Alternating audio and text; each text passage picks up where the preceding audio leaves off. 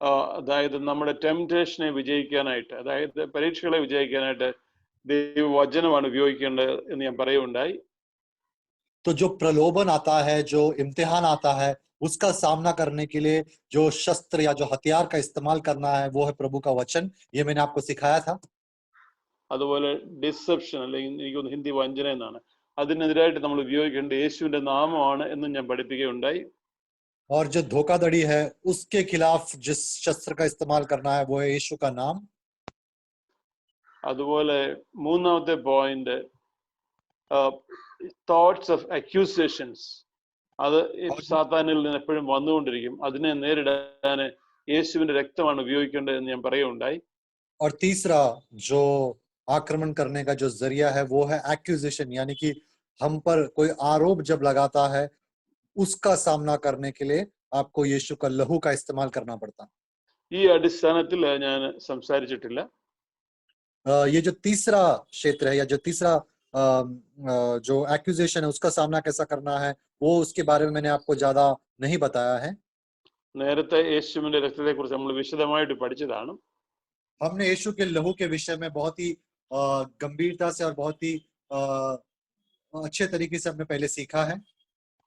നാം പലപ്പോഴും പാടാറുള്ള ഒരു പാട്ട്, ഇന്നും പാടിയ പാട്ടാണ്, would you be free from the burden of sin, there is power in the blood, power in the blood എന്നുള്ള പാട്ട്. हम हमेशा एक गीत गाते हैं. आज भी हमने उस गीत को गाया था कि would you be free from the burden of sin, क्या आप पाप के बोझ से आप आजाद होना चाहते हैं? There is power in the blood, यीशु के लहू में सामर्थ है. ये गीत हमने आज भी गाया और हम पहले भी इसको गाया करते थे. ഈ രക്തത്തിന്റെ ശക്തി എങ്ങനെ നമുക്ക് ഉപയോഗിക്കാം, അതാണ് എന്റെ വിഷയം. इस लहू के सामर्थ को, इस लहू की शक्ति को हम कैसे इस्तेमाल करेंगे, ये आज का मेरा विषय है. റെവലേഷൻ 12:11 ഇപ്രകാരം നാം വായിക്കുന്നു, അവർ അവനെ കുഞ്ഞാടിന്റെ രക്തം ഹേതുവായിട്ടും തങ്ങളുടെ സാക്ഷ്യവചനം ഹേതുവായിട്ടും ജയിച്ചു. रेवलेशन 12:11, और वो मेमने के लहू के कारण और अपनी गवाही के वचन के कारण उस पर जयवंत हुए, और उन्होंने अपने प्राणों को प्रिय न जाना, यहाँ तक कि मृत्यु को भी सह लिया. വാസ്തവത്തിലെ കുഞ്ഞാടിന്റെ രക്തവും സാക്ഷ്യവചനവുമായിട്ടുള്ള ബന്ധം നമ്മൾ പ്രത്യേകം അതിനകത്ത് നോക്കേണ്ട ഒരു കാര്യമാണ്. तो जो मेमने का लहू और अपने गवाही का जो वचन है, उस दोनों बातों पर आपको बहुत तवज्जो देना जरूरी है. അതായത് യേശുവിന്റെ രക്തം നമ്മുടെ സാക്ഷ്യവചനവുമായിട്ടുള്ള ബന്ധം, അത് നമ്മൾ നോട്ട് ചെയ്തിരിക്കണം. यीशु का लहू और हमारे जो गवाही, दोनों के बीच का जो रिश्ता है, ये बात पर हमको गौर करने की बहुत बड़ी आवश्यकता है. നമുക്ക് രക്തത്തെ കുറിച്ച് അല്പം കൂടെ നോക്കാം. हम लहू के विषय में थोड़ा और तीव्रता में जाएंगे. ഞാൻ നോക്കുമായിരുന്നു, ഞാൻ ഇതിനകത്ത് കോട്ട് ചെയ്തിട്ടില്ല, ഇവിടെ PPT കാണത്തില്ല. എന്നാലും നമുക്കെല്ലാം പരിചയമുള്ളൊരു വാക്യമുണ്ട്, 1 പത്രോസിന്റെ 1-ാം അധ്യായം 18-ാം വാക്യം. पहला पत्रोस 1 अध्याय उसका 18वां वचन एक बार हम पढ़ेंगे. फर्स्ट റൂസ് ഒന്ന് ഹിന്ദിയിലൊന്ന് എടുത്തോണേ, ഞാൻ പറഞ്ഞില്ല ഇടാനായിട്ട്. വ്യർത്ഥവും പിതൃപാരമ്പര്യവുമായ നിങ്ങളുടെ നടപ്പിൽ നിന്ന് നിങ്ങളെ വീണ്ടെടുത്തിരിക്കുന്ന പൊന്ന് വെള്ളി മുതലായ അഴിഞ്ഞു പോകുന്ന വസ്തുക്കളെ കൊണ്ടല്ല, ക്രിസ്തു എന്ന നിർദോഷവും നിഷ്കളങ്കവുമായ കുഞ്ഞാടിന്റെ വിലയേറിയ രക്തം കൊണ്ടത്രേ എന്ന് നിങ്ങൾ അറിയുന്നുവല്ലോ. क्योंकि तुम जानते हो कि तुम्हारा निकम्मा चाल चलन जो बाप दादाओं से चला आता है, उसे तुम्हारा छुटकारा चांदी सोने अर्थात नाशमान वस्तुओं के द्वारा नहीं हुआ. ബാക്കിയോടെ വായിക്കാം. पर निर्दोष और निष्कलंक मेमने अर्थात मसीह के बहुमूल्य लहू के द्वारा हुआ.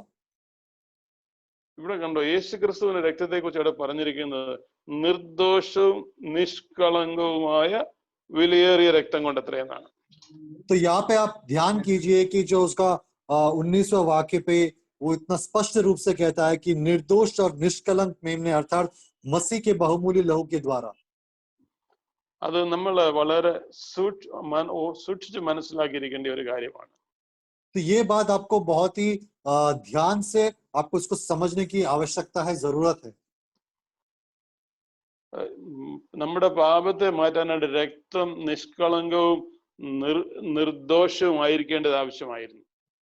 तो हमारे पाप को हटाने के लिए जिस लहू का इस्तेमाल किया जाता है वो बहुत ही जरूरी है कि वो निर्दोष होना चाहिए और निष्कलंक होना चाहिए।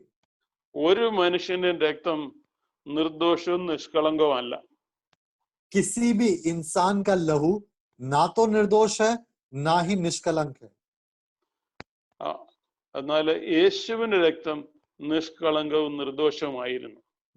किंतु यीशु मसीह का जो लहू था वो निर्दोष भी था और निष्कलंक भी था। നമ്മുടെ രക്തം ഇങ്ങനെ മലിനമായത് എങ്ങനെ? हमारा लहू दूषित कैसे हो गया? അത് നമുക്ക് പാരമ്പര്യമായിട്ട് വന്നതാണ്. ये परंपरा के तौर पे हमको जो हेरिडिटरी आता है हमारे पूर्वजों से आया है। എന്നാൽ ഒരു സയന്റിഫിക് ഫാക്ട് എന്താന്ന് വെച്ചാല് ഒരിക്കലും ഗർഭപാത്രത്തിലിരിക്കുമ്പോൾ കുഞ്ഞിന്റെ രക്തം അതിന്റെ അമ്മയുടെ രക്തമായി മിക്സ് ചെയ്യുന്നില്ല. लेकिन और एक अगर आप शास्त्र को पढ़ेंगे तो आप जानोगे कि जो छोटा बच्चा माँ के कोख पे जब होता है तो उसका लहू माँ के लहू के साथ कभी संपर्क में नहीं आता। അതിനാൽ യേശുവിന്റെ രക്തത്തിൽ അമ്മ മറിയം വഴി ഈ മറ്റേ പരമ്പരാഗതമുള്ള അദാമ്യ പാപത്തിൻ്റെതായ മലിനത കലരുവാൻ കഴിയുമായിരുന്നില്ല. तो यीशु के विषय में भी उनका जो माता मरियम है उनका लहू जो बाबा जो आदम के जमाने से जो दूषित हुआ लहू उनके ऊपर कभी आया ही नहीं। യേശുവിന്റെ രക്തം ഒരു മലിനതയും കലരാത്ത നിഷ്കളങ്ക രക്തമായിരുന്നു. यीशु का लहू निष्कलंक था और किसी प्रकार का उसमें कोई दूषितपना नहीं था। യേശുവിന്റെ ജനനത്തെ കുറിച്ച് ലൂക്കോസ് 1:35 ഇപ്രകാരം പറയുന്നു. लूका का अध्याय 1:35 में यीशु के जन्म के बारे में इस प्रकार कहा गया है। അതിന് ദൂതൻ പരിശുദ്ധാത്മാവ് നിന്റെ മേൽ വരും, അത്യുന്നതന്റെ ശക്തി നിന്റെ മേൽ നിഴലിക്കും, ആകയാൽ ഉത്ഭവിക്കുന്ന വിശുദ്ധ പ്രജ ദേവപുത്രൻ എന്ന് വിളിക്കപ്പെടും. So ये जो वार्तालाप है ये स्वर्गदूत ने यीशु के माता मरियम से कहा। स्वर्गदूत ने उसे उत्तर दिया कि पवित्र आत्मा तुझ पर उतरेगा और परम प्रधान की सामर्थ तुझ पर छाया करेगी, इसलिए वह पवित्र जो उत्पन्न होने वाला है, जो पुत्र जो उत्पन्न होने वाला है परमेश्वर का पुत्र कहलाएगा। ഞാൻ നേരത്തെ പഠിപ്പിക്കുകയുണ്ടായി, അവിടെ ദൈവത്തിന്റെ വചനം തന്നെയാണ് വാസ്തവത്തില് പൈതലായിട്ട് മാറിയത്. तो मैंने आपको पहले भी ये बताया कि वचन देहधारी रूप लिया और वचन ही वहां पे यीशु के रूप में जन्म लिया। അതിനാൽ യേശുവിന്റെ രക്തം സ്വർഗസ്വനായ പിതാവ് പ്രത്യേകമായിട്ട് നൽകുകയാണ് എന്ന് നാം മനസ്സിലാക്കേണ്ടിയിരിക്കുന്നു. तो यीशु का जो स्वर्गीय पिता ने वहां पे दिया है करके हमको समझना है। അത് നമ്മൾ യേശുവിന്റെ രക്തത്തെ കുറിച്ച് പറയുമ്പോൾ ഒരിക്കലും നമ്മൾ അതൊരു സാധാരണ രക്തമാണ് എന്ന് കരുതരുത്. तो आप कभी भी ये सोचिए मत या फिर अज्यूम मत कीजिए कि यीशु का लहू एक साधारण इंसान के लहू के समान है करके। അത് നിർദോഷമായിരുന്നു, നിഷ്കളങ്കമായിരുന്നു, വിലയേറിയതായിരുന്നു. वो निर्दोष था, निष्कलंक था और बहुमूल्य था, कीमती था। ഇത് ആ ഭാഗം നമ്മൾ പത്രോസ് അപ്പോസ്തലൻ എഴുതിയിരിക്കുന്ന വായിച്ചാൽ അതായത് 1 പത്രോസ് 1:18 ആ ഭാഗം നമ്മൾ വായിച്ചാല് ഈ കാര്യം 1-ാം നൂറ്റാണ്ടിലെ വിശ്വാസികൾക്ക് അറിയാമായിരുന്നു എന്ന രീതിയിലാണ് ആ വാക്യം എഴുതിയിരിക്കുന്നത്. तो पहला पत्रोस 1:18 में जो हमने पढ़ा था वो इस प्रकार है कि जो पहले दशक के जो लोग थे, पहले शतक में जो लोग थे, उनको इस विषय का ज्ञान था। वैसे हम उसको पढ़ते हैं तो हमको समझ में आता है। അപ്പം എന്നാൽ ഇന്നത്തെ വിശ്വാസികൾ പലപ്പോഴും യേശുവിന്റെ രക്തത്തിന്റെ വില മനസ്സിലാക്കുന്നില്ല. आज के तारीख में जितने भी विश्वासी लोग हैं, जो भी लोग हैं, वो यीशु के लहू की कीमत को जान नहीं पा रहे। നമുക്ക് മുന്നോട്ട് പോകാം. നമ്മൾ ലേവ്യ പുസ്തകം 17:11 വായിക്കാം. लेवी व्यवस्था 17:11 മാംസത്തിന്റെ ജീവൻ രക്തത്തിലല്ലോ ഇരിക്കുന്നത്, യാഗപീഠത്തിന്മേൽ നിങ്ങൾക്ക് വേണ്ടി പ്രായശ്ചിത്തം ചെയ്യാൻ ഞാൻ അത് നിങ്ങൾക്ക് തന്നിരിക്കുന്നു, രക്തമല്ലോ ജീവൻ മൂലമായി പ്രായശ്ചിത്തം ചെയ്യുന്നത്. क्योंकि शरीर का प्राण लहू में रहता है और उसको मैंने तुम लोगों को वेदी पर चढ़ाने के लिए दिया है कि तुम्हारे प्राणों के लिए प्रायश्चित किए जाए, क्योंकि प्राण के कारण लहू ही से प्रायश्चित होता है। മാംസത്തിന്റെ ജീവൻ രക്തത്തിലല്ലോ ഇരിക്കുന്നത്. ഇത് വളരെ പ്രാധാന്യമുള്ള ഒരു സ്റ്റേറ്റ്മെന്റ് ആണ്. क्योंकि शरीर का प्राण लहू में रहता है, ये बहुत ही महत्वपूर्ण एक वाक्य है। നമ്മൾ എല്ലാവരും ഇത് പല പ്രാവശ്യം കേട്ട് കാണും, പക്ഷെ സീരിയസ് ആയിട്ട് എടുത്ത് കാണത്തില്ല. हमने इस वाक्य को बहुत बार पहले पढ़ा होगा, लेकिन हमने इस पर इतना ज्यादा तवज्जो नहीं दिया होगा। പഴയ നിയമം എഴുതിയിരിക്കുന്ന എബ്രായ ഭാഷയിലാണ്, ഹീബ്രു ലാംഗ്വേജിലാണ്. पुराना करार जो लिखा गया है वो है यूनानी भाषा में, नहीं, ഇതിൽ इब्रानी भाषा में। എബ്രായ ഭാഷയിലെ പ്രാണനെ അല്ലെങ്കിൽ ജീവനെ സൂചിപ്പിക്കാൻ ഒരു പ്രത്യേക പദം ഉപയോഗിച്ചിരിക്കുന്നു. അതെങ്ങനെ ഉച്ചരിക്കുന്ന അറിയത്തില്ല, സ്പെല്ലിംഗ് NEFESS, ഞാൻ നെഫേഷ് എന്ന് പറയാം. അങ്ങനത്തെ പദമാണ് ഉപയോഗിച്ചിരിക്കുന്നത്. इब्रानी शब्द में प्राण को उच्चारण करने के लिए एक शब्द है NEFESS, नेफेस करके उसको कहा जाता है। ഇത് ഉൽപ്പത്തി പുസ്തകം 2:7 കാണാം. जेनेसिस उत्पत्ति 2:7 में हम देख सकते हैं। നമുക്ക് ആ ഭാഗം ഒന്ന് വായിക്കാം. ഉൽപ്പത്തി 2:7. हम पढ़ेंगे जेनेसिस 2:7, 2:7 उत्पत्ति। और യഹോവയായ ദൈവം നിലത്തെ പൊടി കൊണ്ട് മനുഷ്യനെ നിർമ്മിച്ചിട്ട് അവന്റെ മൂക്കിൽ ജീവശ്വാസം ഊതി മനുഷ്യൻ ജീവനുള്ള ദേഹിയായി തീർന്നു. और यहोवा परमेश्वर ने आदम को भूमि की मिट्टी से रचा और उसके नथनों में जीवन का श्वास फूंक दिया और आदम जीवित प्राणी बन गया। അപ്പൊ ജീവനുള്ള ദേഹി എന്നതിന് അവിടെ ഉപയോഗിച്ചിരിക്കുന്ന വാക്ക് ഇത് തന്നെയാണ് എബ്രായ ഭാഷയിലുള്ള നെഫേഷ് എന്നുള്ള വാക്ക്. तो नेफेस करके जो पद है वही कि जीवित प्राणी, इसी को सूचित किया जाता है। ദൈവം മണ്ണിൽ നിന്ന് സൃഷ്ടിച്ച മനുഷ്യന്റെ മൂക്കിൽ ജീവശ്വാസം ഊതി ഇങ്ങനെ ദൈവം ഒരു ജീവനുള്ള ദേഹിയെ उसी प्रकार यहोवा परमेश्वर ने आदम को भूमि की मिट्टी से रचा और उसके नथनों में जीवन का श्वास फूंक दिया और आदम जीवता प्राणी बन गया। ആദം ഒരു വ്യക്തിയായി തീർന്നു, ഒരു പുതിയ ജീവനായി തീർന്നു. ആ പുതിയ ജീവൻ എന്നുള്ള നെഫേഷ് എന്നുള്ള വാക്കാണ് ഉപയോഗിക്കുന്നത്. वहां पे आदम एक नया सृष्टि बन गया और उसमें नेफस करके एक पद का उच्चारण इब्रानी भाषा में किया गया है। പുതിയ ജീവൻ എന്നുള്ളതിന് एक नया जीवन। പഴയ നിയമത്തിൽ ഒരാൾ മറ്റൊരാളെ കൊന്നാൽ തന്റെ ജീവനെ കൊടുക്കേണ്ടിയിരുന്നു. तो पुराने करार में अगर एक व्यक्ति दूसरे को मारता है तो उसको उसका प्राण की आहुति देना पड़ता था। എന്നാൽ ഈ ജീവൻ നമ്മൾ എബ്രായ ലേഖനം ലെവിറ്റിക്കസ് 17:15 നോക്കിയാൽ ഈ ജീവൻ അവന്റെ രക്തത്തിലാണ് എന്ന് നമുക്ക് മനസ്സിലാക്കും. तो लेवीय व्यवस्था 17:11 में हम देख सकते हैं कि ये जो लहू उसके जीवन में है करके हमको पता चलता है। അപ്പൊ ആ ജീവൻ ഉപയോഗിച്ചിരിക്കുന്ന വാക്ക് ഇതാണ് എബ്രായ ഭാഷയിലെ നെഫേഷ്. तो ये जो प्राण उसको नेफेस करके कहा जाता है। അപ്പൊ ഇതിൽ നമുക്ക് മനസ്സിലാകേണ്ടത് മനുഷ്യൻ ഒരു തൃത്വമാണ്. मनुष्य और तृप्तन त्रित्व, इंसान एक ट्रिनिटी है। Man is a trinity. हाँ, इंसान एक ट्रिनिटी है। അവന് മനുഷ്യന് ഒരു ആത്മാവും ഒരു പ്രാണനും ശരീരവും ഉണ്ട്. इंसान में आत्मा, प्राण और शरीर तीनों है। ഒരു മനുഷ്യന്റെ ആത്മാവ് അവനെ വിടുമ്പോൾ അവന്റെ ശ്വാസോച്ഛ്വാസം നിൽക്കുന്നു.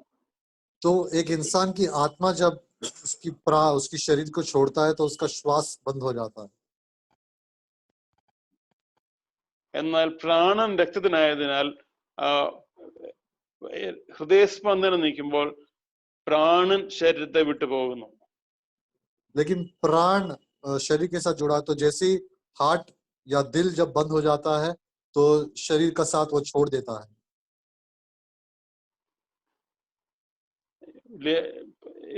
ലേവ്യ പുസ്തകം 17:15 നോക്കുമ്പോൾ പ്രായശ്ചിത്തമായ യാഗപീഠത്തിൽ നൽകുന്ന രക്തത്തിലുള്ള പ്രാണനെ അല്ലെങ്കിൽ ജീവനെയാണ് എന്ന് മനസ്സിലാവും. तो अगर आप लेवी व्यवस्था 17:11 में देखेंगे तो वहां पे लिखा है क्योंकि प्राण के कारण लहू ही से प्रायश्चित होता है। അപ്പം രക്തത്തിലുള്ള പ്രാണനെയാണ് അവിടെ നമ്മൾ നൽകുന്നത്. तो वहां पे जो लहू में प्राण है उसी को हम समर्पित या अर्पित करते हैं। This is a divine principle, nephesh for nephesh, or soul for soul, or life for life. ये एक आत्मिक सिद्धांत है, नेफेस फॉर डेफेस, या फिर एक जीवन के लिए दूसरा एक जीवन की अर्पण करना. അതായത് പ്രായശ്ചിത്തിൽ ഒരു ജീവന് പകരം മറ്റൊരു ജീവൻ കൊടുക്കപ്പെടുന്നു. तो प्रायश्चित में एक जीवन के बदले दूसरे जीवन की आहुति देना पड़ता है. യെശയ്യാ പ്രവചനം 53:12 എന്ന് വായിക്കാം. आइज़ाया 53:12 पढ़ेंगे. आइज़ाया 53:12. അവൻ തന്റെ പ്രാണനെ മരണത്തിന് ഒഴുക്കി കളഞ്ഞു. ആ ഭാഗം വായിച്ചു. क्योंकि उसने अपने प्राण मृत्यु के लिए उंडेल दिया. ഒന്നുകൂടെ സൂക്ഷിച്ചു. അവൻ തന്റെ പ്രാണനെ മരണത്തിന് ഒഴുക്കി കളഞ്ഞു. क्योंकि उसने अपने प्राण मृत्यु के लिए उंडेल दिया. ഇതിന്റെ അർത്ഥം യേശു തന്റെ ജീവനെ മരണത്തിനായിട്ട് ഒഴുക്കി കളഞ്ഞു എന്നാണ്.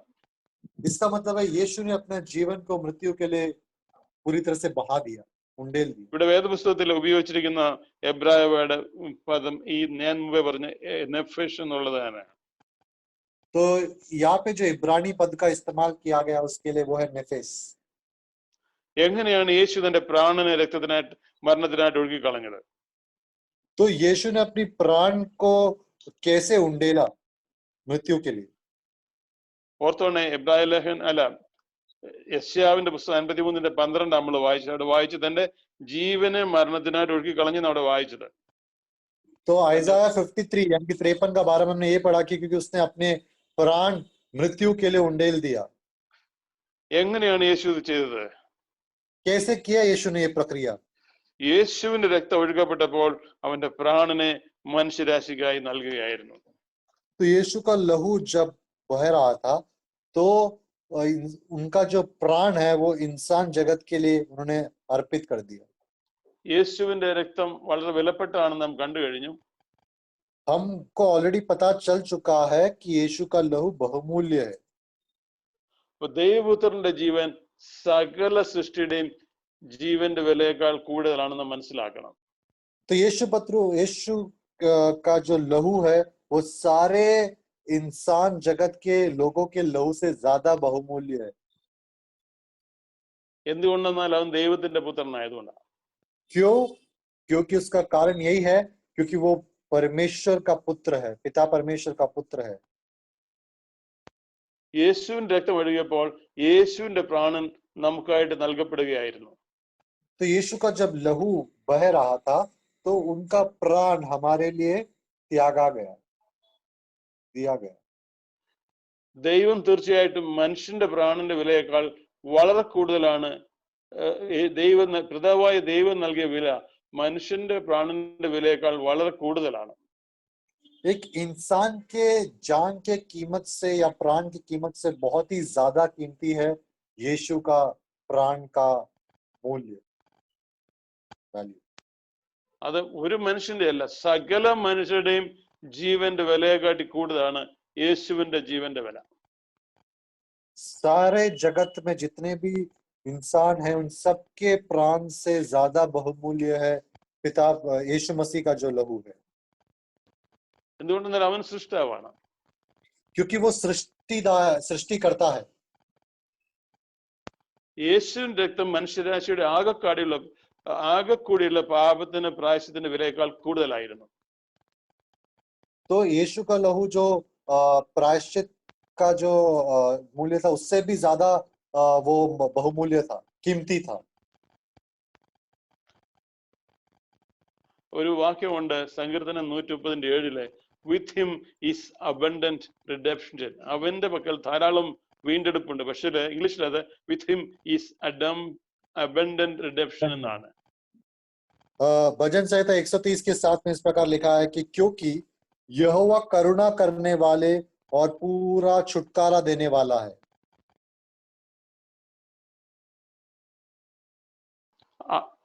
അവന്റെ പക്കൽ ധാരാളം വീണ്ടെടുപ്പുണ്ട് എന്ന് പറഞ്ഞാൽ there is abundant redemption in him. ഇതിന്റെ അർത്ഥം എന്താണ്? उनके पास बहुत सारा छुटकारा है. उसका मतलब क्या है? എന്നെ വീണ്ടെടുക്കാൻ കൊടുക്കേണ്ടിരുന്ന വേളയിൽ എത്രയോ അധികമാണ് ദൈവം നൽകിയത്. तो मुझे छुटकारा देने के लिए जो कीमत चुकाना पड़ता था उससे कितना ज्यादा गुना कीमत प्रभु परमेश्वर ने चुकाया वहां पे यीशु के द्वारा। ഇത് മനസ്സിലാക്കിയിട്ട് നമ്മൾ 130 സങ്കീർത്തനം 137 വായിക്കണം. With him is abundant redemption. तो ये समझने के बाद आप भजन संहिता 130 का 7 पढ़ सकते हैं कि पूरा छुटकारा देने वाला वही है यहोवा। യേശുവിന്റെ ജീവൻ, ഈ ജീവൻ നാം കാണുന്ന അവന്റെ രക്തത്തിലാണ്. ये जीवन जो है हम यीशु के लहू में देखते हैं। രക്തത്തിന് ശക്തിയുള്ളത് ദൈവപുത്രന്റെ ജീവൻ അതിലുള്ളതിനാലാണ്. लहू में शक्ति जो है वो उनके उसमें हम देख सकते हैं। നമ്മൾ എപ്പോഴും പാടാറുണ്ട് there is power in the blood. നമ്മൾ അത് മനസ്സിലാക്കിയിട്ടുണ്ടോ? हम हमेशा ये गीत गाते हैं कि यीशु के लहू में सामर्थ है, यीशु के लहू में सामर्थ है। क्या हमने इस बात को कभी समझा है? അതെ, ആ രക്തത്തിൽ യേശുവിന്റെ ജീവനുണ്ട്. उस बात को आपको समझना है कि यीशु के लहू में जीवन है। യോഹന്നാൻ 10:10 നമുക്ക് വായിക്കാം. യോഹന്നാൻ 10:10 അവർക്ക് അതിന്റെ അവസാന ഭാഗം മതി. അവർക്ക് ജീവൻ ഉണ്ടാകുവാനും സമൃദ്ധിയായിട്ടുണ്ടാകാനും അത്ര ഞാൻ വന്നിരിക്കുന്നത്. इसीलिए आए कि वे जीवन पाए और बहुतायत से पाए।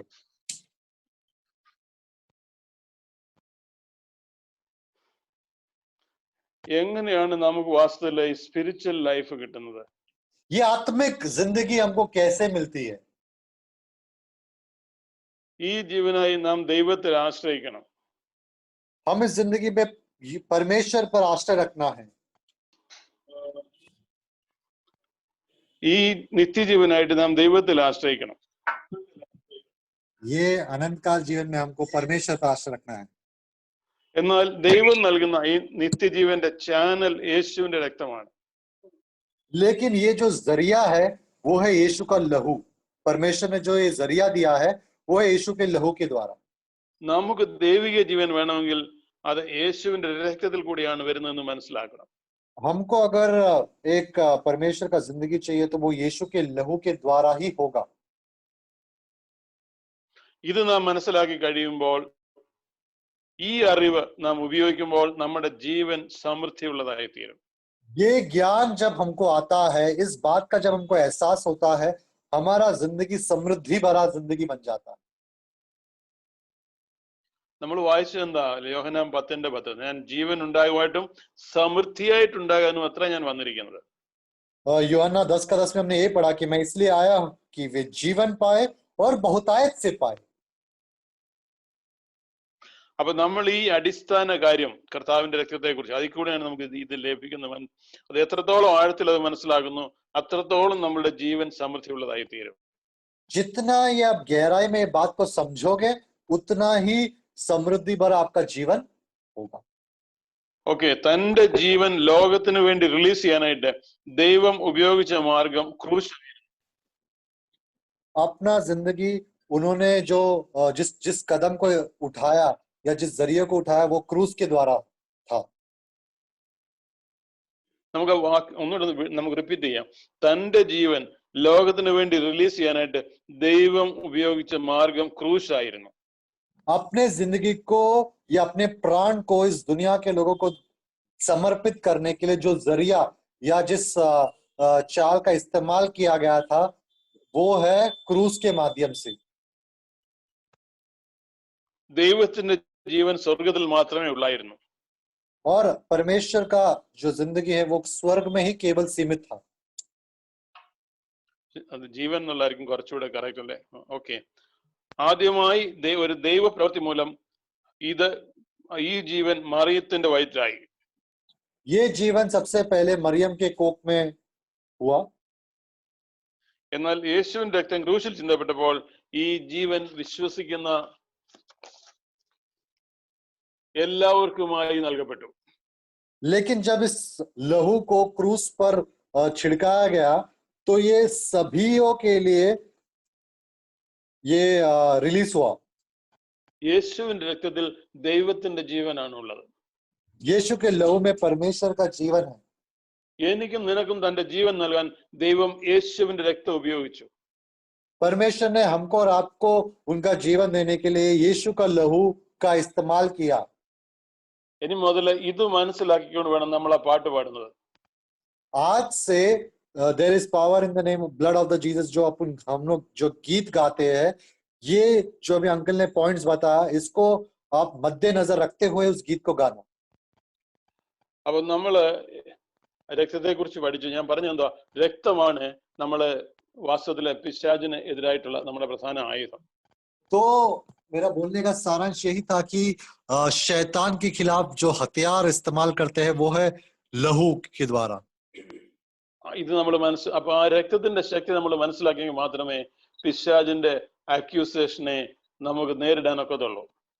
उस लहू का कीमत जब तक आप नहीं जानोगे, तब तक आप उस जो आप पर आरोप लगाया जाता है उसका आप विरोध नहीं कर पाओगे, या फिर उसका शस्त्र जो आपको हथियार इस्तेमाल करना है वो आप यूज नहीं कर पाओगे.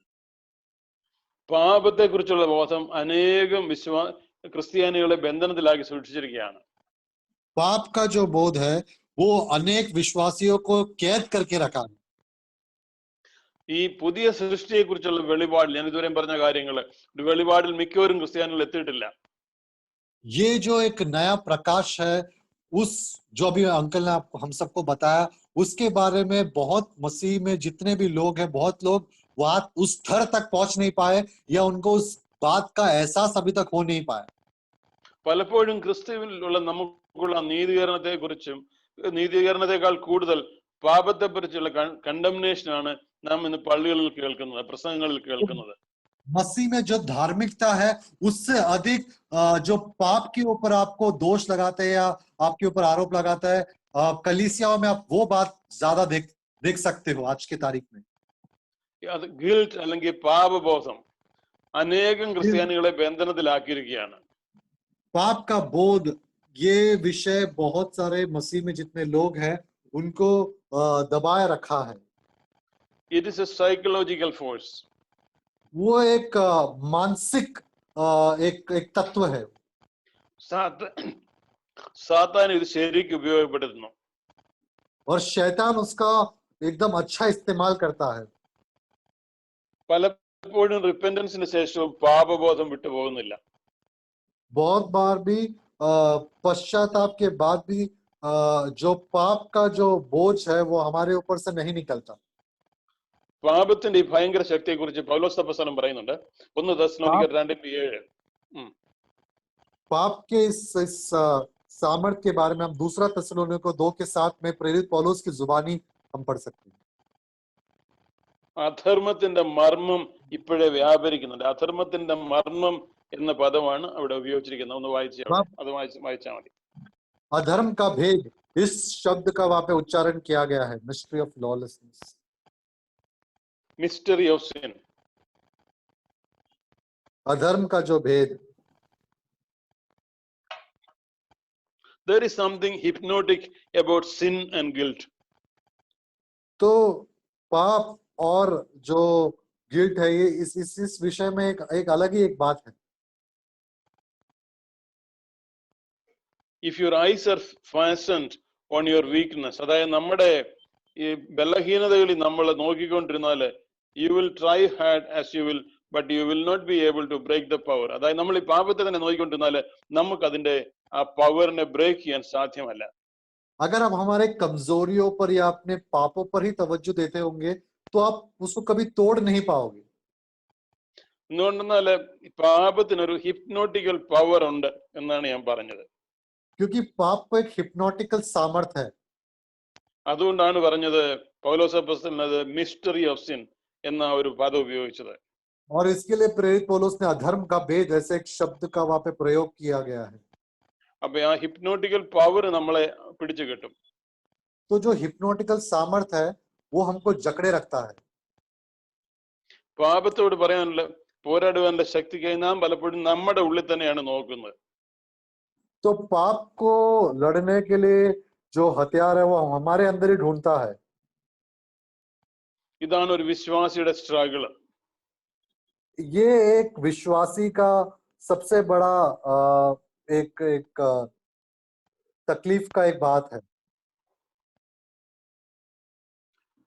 അതായത് ഇന്ന് നമ്മൾ തന്നെ നോക്കുകയാണെങ്കിൽ വാസ്തവത്തില് നമ്മൾ ന്യായപ്രമാണ പ്രകാരം ജീവിക്കുന്നവരാണ്.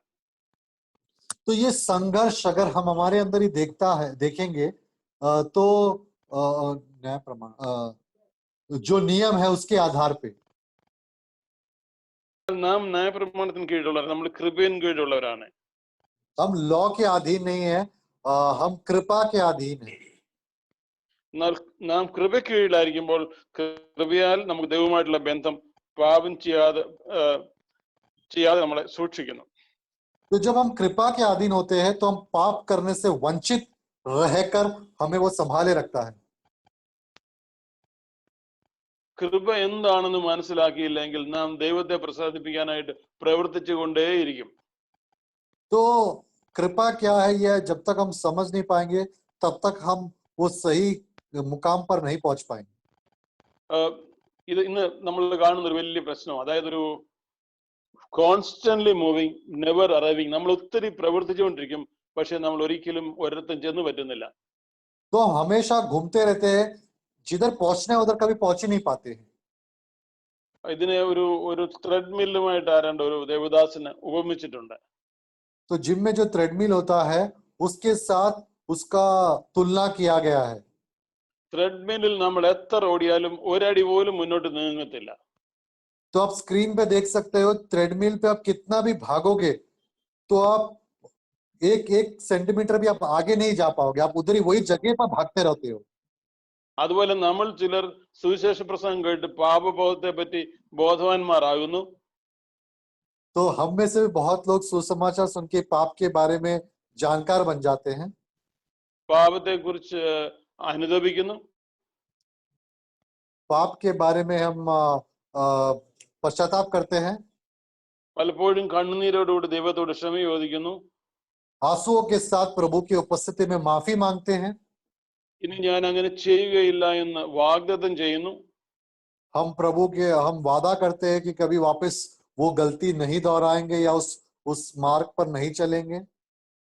ഒന്നോ രണ്ടോ ആഴ്ചത്തേക്കോ ചിലപ്പോൾ ഒന്നോ രണ്ടോ മാസത്തേക്ക് എല്ലാം ശരിയായിട്ട് പോകുന്നു. शायद 1-2 दिन या फिर 1-2 महीने तक ये प्लान के हिसाब से आप चलोगे, പിന്നെയും പഴയതുപോലെ തന്നെ പാപത്തിൽ വീഴുന്നു. लेकिन फिर बैक टू स्क्वायर वन आप पुराने कदम पर वापस चलने लगते हो. നാം ദൈവസന്നിധിയിൽ തിരിച്ചു വന്ന് പറയുന്നു, കർത്താവേ എന്നോട് ഒരു പ്രാവശ്യം കൂടെ ക്ഷമിക്കണമേ എന്ന്. फिर वापस आप प्रभु को उनके पास आकर बोलते हो कि प्रभु मुझे आप क्षमा करो. പക്ഷെ ഇങ്ങനെ പ്രാർത്ഥിക്കുമ്പോൾ തന്നെ അവരുടെ ഹൃദയത്തിൽ ഒരു ഹോപ്പ്ലെസ്നെസ് അല്ല ഹെൽപ്ലെസ്നെസ് അനുഭവിക്കുന്നു. आप ऐसे प्रार्थना करते वक्त ही आपके अंदर एक कमजोरी का एहसास वहां पे आता है कि आप एकदम ऐसे परिस्थिति में हो कि आप अपने आप का मदद नहीं कर पाओगे. അവർ തങ്ങളുടെ വിൽ പവർ കൊണ്ട് പല പ്രാവശ്യം ശ്രമിച്ചു, പക്ഷെ പരാജയപ്പെട്ടുകൊണ്ടേയിരിക്കുന്നു. आप आपकी खुद की क्षमता से कोशिश करते हो लेकिन हमेशा परास्त ही आपको मिलता है. നമ്മുടെ ജീവിതത്തിൽ പാപബോധം ഉള്ളപ്പോൾ നമുക്ക് വിശ്വാസം ഉപയോഗിക്കാൻ കഴിയുന്നില്ല. जब तक पाप का ज्ञान या पाप का एहसास आपके अंदर है, आप विश्वास का इस्तेमाल नहीं कर सकते. Unworthy of God's love, protection and provision. हमको एकदम एक अलग ही एहसास लगता है कि हम पूरी तरह से खो चुके हैं या फिर हम पूरी तरह से हमारा वो सही चाल चलन नहीं हो पा रहा. നമുക്ക് സൗഖ്യത്തിനായിട്ട് ദൈവത്തിൽ വിശ്വസിക്കാൻ കഴിയുന്നില്ല. हम चंगाई के विषय में प्रभु पर भरोसा नहीं रख पाते. സാമ്പത്തിക പ്രശ്നങ്ങളെ അതിജീവിക്കാൻ വിശ്വസിക്കാൻ കഴിയുന്നില്ല. आर्थिक विपत्तियों से उभर नहीं सकते. നീ ഒരു ഹിപ്പോക്രൈറ്റ് ആകുന്നു, ദൈവം നിന്റെ പ്രാർത്ഥന കേൾക്കില്ല എന്നൊരു തോന്നൽ ഹൃദയത്തിൽ അവശേഷിക്കുന്നു. प्रभु मेरा प्रार्थना सुनता नहीं है, ऐसा एक विचारधारा आपके अंदर आता है. Are you going round and round, sinning, feeling guilty and repenting, but always സാത്താന്റെ കുറ്റം പറച്ചിൽ അംഗീകരിച്ചുകൊണ്ട് ഒരു ജീവിതം എന്താണ് एक സംഭവിക്കുന്നത്? पाखंडी ऐसा आपका जिंदगी आप बिता रहे हैं, शैतान आपके ऊपर दोष लगाता है, आप उसी को आपके दिमाग पे, के जहन पर रखकर आप एक हिपोक्रेट या एक पाखंडी जैसा आप अपना जीवन बिता रहे हो। ഈ മേൽപ്പറഞ്ഞ കാര്യങ്ങൾ വീണ്ടും വീണ്ടും ചെയ്തുകൊണ്ടേയിരിക്കുന്നു. ഒരു സ്പിരിച്വൽ ത്രെഡ്മില്ലാണ് അങ്ങനെയുള്ളവർ ജീവിക്കുന്നത്. तो एक आत्मिक थ्रेडमिल में आप जा रहे हो, यानी कि आप जिस जगह पे खड़े हो, आप कितना भी भागो, आप वहां से उभर नहीं पाओगे, आप वही जगह पे आप गोता मार रहे हो। ഇതൊക്കെ ഞാൻ പറഞ്ഞ എന്തിനാണ്? മനുഷ്യന് എതിരായിട്ടുള്ള പിശാചിന്റെ പ്രധാന ആയുധം ഇത് തന്നെയാണ്. ये सब मैंने क्यों बताया? क्योंकि इंसान के खिलाफ शैतान का सबसे बड़ा हथियार यही है, കുറ്റബോധം, ദോഷിലഗനം. दोष लगाना। സാത്താൻ ഇത് വളരെ എളുപ്പമാണ് വിശ്വാസികൾക്ക് എതിരായിട്ട് പ്രയോഗിക്കാനാണ്. और शैतान के लिए एक बहुत ही आसान या मामूली बात है कि इंसान के खिलाफ इस शस्त्र का इस्तेमाल किया जाए। എന്തുകൊണ്ടെന്നാൽ പരിശുദ്ധാത്മാവ് കൊണ്ടിരുന്ന പാപബോധവും പിശാച് കൊണ്ടിരുന്ന പാപബോധവും നമ്മൾ തിരിച്ചറിയാൻ കഴിയുന്നില്ല. क्योंकि पवित्र आत्मा जिस पाप का ज्ञान या फिर एहसास आपको दिलाता है, और शैतान जिस पाप का ज्ञान का एहसास आपको दिलाता है, दोनों के बीच के अंतर को आप नहीं समझ पा रहे हो। അനേകം വിശ്വാസികളുടെ പ്രശ്നം ഇതാണ്. अनेक विश्वासियों का सबसे बड़ा मुद्दा और सबसे बड़ा समस्या यही है। ഒരളവില് ഇതിന്റെ പ്രധാന കാരണം നമ്മുടെ വീണ്ടെടുപ്പിന് വിലയായിട്ട് ദൈവം കർത്താവ് കൊടുത്ത് യേശുവിന്റെ രക്തമാണെന്നുള്ള വ്യക്തമായിട്ട് മനസ്സിലാകാത്തതാണ് ഇതിന്റെ ഒരു പ്രധാന കാരണം. तो छुटकारा देने के लिए सबसे बड़ा जो कारण है, परमेश्वर ने यीशु मसीह का लहू जो हमारे लिए बहाया गया, उस बात को आप नकारते हो या फिर उस बात को आप समझ नहीं पाते हो। അത് നമ്മുടെ ഹൃദയത്തിൽ ഉറച്ചില്ലാത്തത്തോളം കാലം ഈ പറഞ്ഞ പോലെ ത്രെഡ്മിൽ പോലുള്ള അവസ്ഥകള് അനേകം വിശ്വാസികളുടെ ജീവിതത്തിൽ ഇങ്ങനെ പോയിക്കൊണ്ടിരിക്കുന്നു. तो जब तक आपको उस बात का एहसास नहीं होता, तब तक आप अनेक विश्वासिया उस थ्रेडमिल में जैसे भागते रहते हो, जगह से हिल नहीं पाते हो, वही जगह पे आप भागते रहते हो, वैसा एक हालत में आप रहोगे। അതായത് യേശുവിന്റെ രക്തത്തിന്റെ വില, ആ വില നമ്മൾ മനസ്സിലാക്കേണ്ടത് വളരെ ആവശ്യമാണ്. तो यीशु को वो लहू जो उसने हमारे लिए बहाया, उसका मूल्य, उसका वैल्यू आपको समझना बहुत ही जरूरी है। ആദ്യം ഞാൻ പറയാൻ ശ്രമിച്ചാണ്, യേശുവിന്റെ രക്തത്തിൽ കൂടെ ഒഴുകിയത് യേശുവിന്റെ ജീവൻ തന്നെയായിരുന്നു. तो यीशु के लहू से बहने वाला जो मैं आपको बताने की कोशिश कर रहा हूँ, वो यीशु का जीवन ही है। അത് വേണ്ട പോലെ മനസ്സിലാകാത്തതുകൊണ്ടാണ് ഇങ്ങനെയുള്ള ഈ ത്രെഡ്മില്ലിൽ അനേകം വിശ്വാസികള്, ഈ സ്പിരിച്വൽ ത്രെഡ്മില്ലിൽ അനേകം വിശ്വാസികള് സംതൃപ്തി ഇല്ലാത്തവരായി തങ്ങളുടെ ജീവിതം നയിക്കുന്നത്. तो बहुत सारे विश्वासी आत्मिक थ्रेडमिल पर अपना जिंदगी बिता रहे हैं, और उनकी जिंदगी में कभी कोई फुलफिलमेंट नहीं होता। നമുക്ക് മുന്നോട്ട് പോകാം. हम आगे बढ़ें। യോഹന്നാൻ 16:8 ഞാൻ വായിക്കുകയാണ്. जॉन 16:8 में पढ़ूंगा। ആ പരിശുദ്ധാത്മാവിനെ കുറിച്ചാണ് പറയുന്നത്. അവൻ വന്ന് പാപത്തെ കുറിച്ചും നീതിയെ കുറിച്ചും ന്യായവിധിയെ കുറിച്ചും ലോകത്തിന് ബോധം വരുത്തും. वह आकर संसार को पाप और धार्मिकता और न्याय के विषय में निरुत्तर करेगा। പിശാച് കൊണ്ടിരുന്ന ഗിൽട്ട് അല്ല പരിശുദ്ധാത്മാവ് ഗിൽട്ടിനെ ഉപയോഗിക്കുന്നില്ല. शैतान और पवित्र आत्मा जो है वो वहां पे दोष का इस्तेमाल ही नहीं करते, शैतान वहां पे दोष को इस्तेमाल करते हैं आपकी जिंदगी में। പരിശുദ്ധാത്മ ഇപ്രകാരം പറയുന്നു, पवित्र आत्मा ऐसा कहता है, നീ ഇത് ചെയ്തു, आपने ये किया, അത് തെറ്റാണ്, നീ അനുദപിക്കേണ്ടിയിരിക്കുന്നു. आपने जो किया वो गलत है, आपको पश्चाताप करने की आवश्यकता है। അതവിടെ അവശേഷിക്കുന്നു. और वहां पे वो खत्म हो जाता है, टॉपिक ओवर। നാം അതിനെക്കുറിച്ച് പിന്നെ ചിന്തിക്കാൻ പാടില്ല, ചിന്തിക്കേണ്ടില്ല. ഇതിൽ കൂടുതൽ ഒന്നും നമുക്ക് ചെയ്യാൻ കഴിയില്ല. फिर आपको उसके बारे में कुछ सोचने की जरूरत नहीं, और इसके ऊपर आप कुछ कर भी नहीं सकते हो, करने की जरूरत भी नहीं। എഫെസ്യൻ 1:7 ഇപ്രകാരം പറയുന്നു, അവനിൽ നമുക്ക് അവന്റെ രക്തത്താൽ അതിക്രമങ്ങളുടെ മോചനം എന്ന വീണ്ടെടുപ്പുണ്ട്. एफिसियों का पत्री 1:7, हमको उसमें उसके लहू के द्वारा छुटकारा अर्थात अपराधों की क्षमा उसने उस अनुग्रह के धन के अनुसार मिला है। ആ വാക്യം നല്ലപോലെ ഒന്ന് സൂക്ഷിച്ച്, പാപക്ഷമ യേശുവിന്റെ രക്തത്തെ തമ്മിലുള്ള പാപക്ഷമ വരുന്ന യേശുവിന്റെ രക്തത്താൽ എന്നുള്ള വാക്കിന്റെ തൊട്ട് പുറകെയാണ്. अपराधों की क्षमा उसके जस्ट पीछे है लहू के द्वारा. ഇതൊക്കെ നമ്മൾ വളരെ നോട്ട് ചെയ്യേണ്ട വാക്യങ്ങളാണ്. ये सब बातों के ऊपर गौर करना और आपको नोट करने की बहुत आवश्यकता है. ഇങ്ങനെ നമ്മുടെ പാപം ദൈവത്തിന് തന്റെ ഓർമ്മയിൽ നിന്ന് തന്നെ നീക്കിക്കളയുന്നു. और ये सब बात जो है हमारे जहन से ही निकल जाना चाहिए. യേശുവിന്റെ രക്തം നിങ്ങളുടെ പാപങ്ങളിന്മേൽ അപ്ലൈ ചെയ്ത് കഴിയുമ്പോൾ ദൈവം അത് മറന്നു കളയും. यीशु का लहू जब हमारे पापों के ऊपर लगाया जाता है तो प्रभु हमारे पापों को पूरी तरह से भूल जाता है. ആ പാപത്തെ പറ്റി ഒരു റെക്കോർഡ് പിന്നെ സ്വർഗത്തിലില്ല. फिर उस पाप के विषय में कोई भी रिकॉर्ड कोई सबूत स्वर्ग में नहीं रह जाता. फिर നിങ്ങളുടെ പാപം ക്ഷമിക്കുക മാത്രമല്ല, അത് മായിച്ചു കളഞ്ഞിരിക്കുകയാണ്.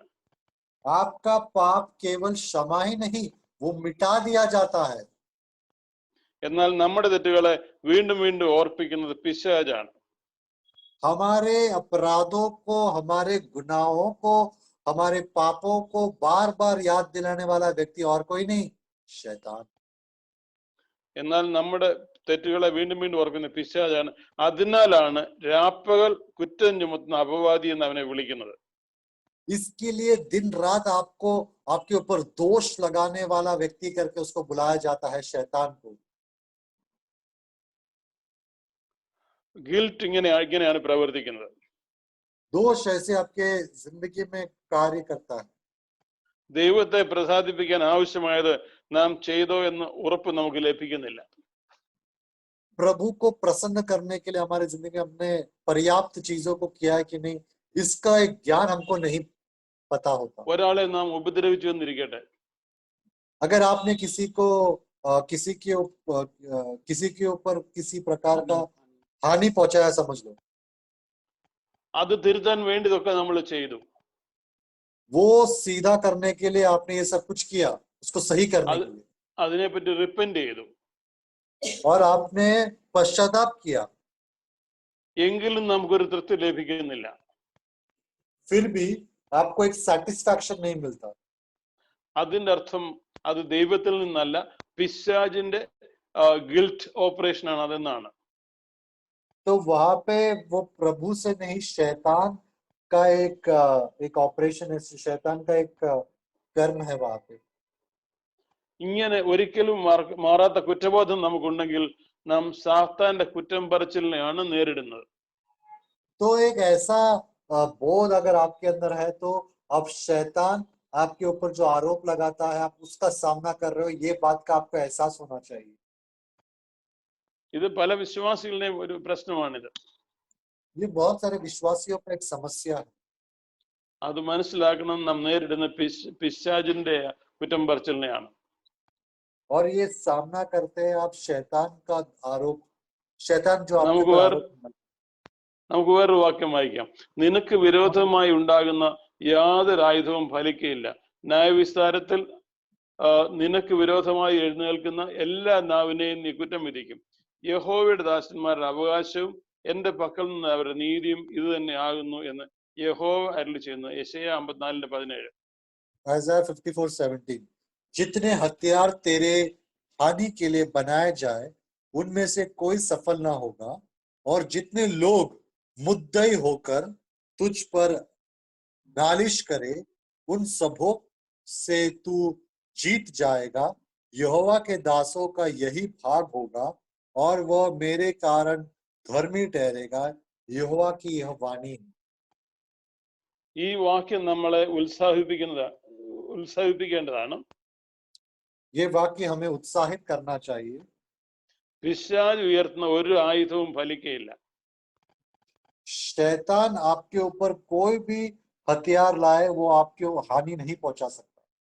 പിശാച് കഴിഞ്ഞ കാലങ്ങളിൽ നാം അനുദപിച്ച പാപങ്ങളെ വീണ്ടും വീണ്ടും നമ്മുടെ ഓർമ്മയിൽ കൊണ്ടുവരാൻ ശ്രമിക്കും.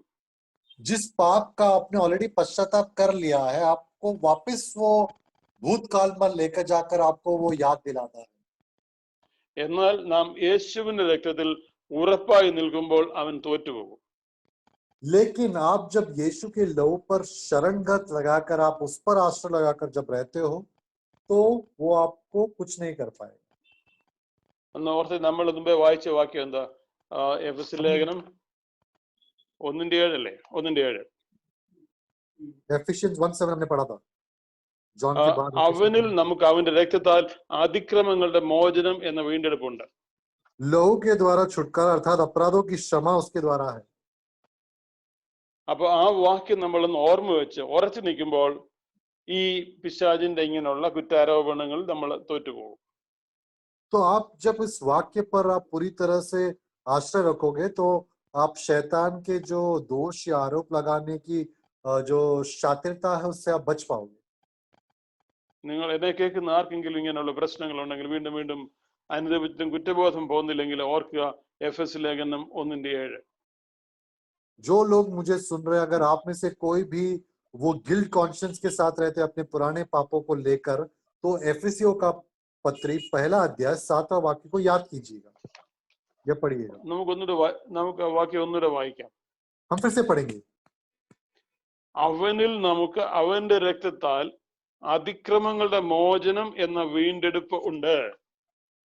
हमको उसमें उसके लहू के द्वारा छुटकारा अर्थात अपराधों की क्षमा उसके उस अनुग्रह के धन के अनुसार मिला है। പിന്നെ ഈ വാക്യം വായിക്കാം. നിനക്ക് വിരോധമായി എഴുന്നേൽക്കുന്ന എല്ലാ നാവിനെയും നീ കുറ്റം വിധിക്കും. और आपके खिलाफ जो भी हथियार है उस सब के खिलाफ आप दोष लगाओगे। ദൈവം കുറ്റം വിധിക്കുമെന്നല്ല പറയുന്നത്. वहां पे परमेश्वर आपके खिलाफ आरोप या दोष लगाएगा ऐसा नहीं कहा गया है। നീ കുറ്റം വിധിക്കുമെന്നാ പറഞ്ഞിരിക്കുന്നത്. आप अपने आप के ऊपर आरोप या दोष लगाते हो करके कहता है। എന്നാൽ ഇങ്ങനെ യേശുവിന്റെ രക്തത്തിന്റെ ശക്തി നീ മനസ്സിലാക്കുമ്പോൾ നിന്റെ ഈ പാപം യേശുവിന്റെ രക്തത്താൽ മായ്ച്ചു കളഞ്ഞു എന്ന് പിശാചിനോട് പറയണം. तो यीशु के लहू के सामर्थ्य के बारे में जो आप जानोगे तो उनके लहू से आपका पाप मिटा दिया करके आप शैतान को दृढ़ बिना झिझक आपको कहना है विश्वास के साथ। പലപ്പോഴും പിശാച് ചോദിക്കും എവിടെ അങ്ങനെ പറഞ്ഞിരിക്കുന്നുണ്ട്. शैतान पूछे किधर लिखा है बताओ।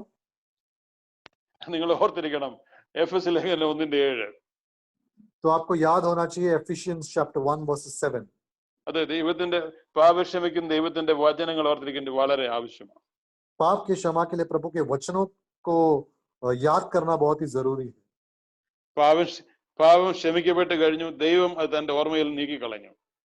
पाप का क्षमा हो गया, प्रभु परमेश्वर के पूरी तरह से उनके दिमाग से वो बात निकल जाता है, उनके डेटा से वो डिलीट हो जाता है। വാസ്തവത്തില് യേശുവിന്റെ രക്തത്താൽ ലഭ്യമായ നീതിയാണ് പിശാച് ചോദ്യം ചെയ്യുന്നത്. यीशु के लहू से जो धार्मिकता मिलती है उसका शैतान सवाल उसके ऊपर उठाता है। ഓർത്തോണം, യേശുവിന്റെ രക്തത്താൽ നമുക്ക് ലഭ്യമായ നീതിയാണ് ഇങ്ങനെയുള്ള പിശാച് ചോദ്യം ചെയ്യുന്നത്. यीशु के लहू के द्वारा हमको जो धार्मिकता मिली है उसके ऊपर शैतान सवाल उठाता है। അതുകൊണ്ട് നീ അവനെ കുറ്റം വിധിക്കണം. इसके लिए आप उनके ऊपर दोष या आरोप लगाना है। ഇങ്ങനെ ചെയ്യുമ്പോൾ നീ യേശുവിന്റെ രക്തം മൂലം നിനക്ക് തന്നിട്ടുള്ള ദൈവത്തിന്റെ ആയുധമാണ് ഉപയോഗിക്കുന്നത്. इस समय आपको जो प्रभु ने हथियार दिया है यीशु के लहू के द्वारा आप उसको इस्तेमाल करना है। നാം ശത്രുവിനോട് ഇങ്ങനെയാണ് പറയേണ്ടത്. हमको शैतान को इस प्रकार बोलना है, എന്റെ ജീവൻ യേശുവിന്റെ ജീവനാണ്, हमारा जिंदगी यीशु का जिंदगी है, അവന്റെ രക്തത്താൽ ഞാൻ കഴുകപ്പെട്ടവനാണ്, उसके लहू के द्वारा मैं धोया गया हूं, അതിനാൽ ഞാനൊരു പാപിയല്ല. और इसी कारणवश मैं एक पापी नहीं हूं। അതെ, യേശുവിന്റെ രക്തം പിശാചിനെതിരായിട്ട് ഉപയോഗിക്കുന്ന ആയുധമായിട്ട് എങ്ങനെ ഉപയോഗിക്കാം എന്നുള്ളതാണ് നാം ഇത്രയും നേരം മനസ്സിലാക്കിയത്.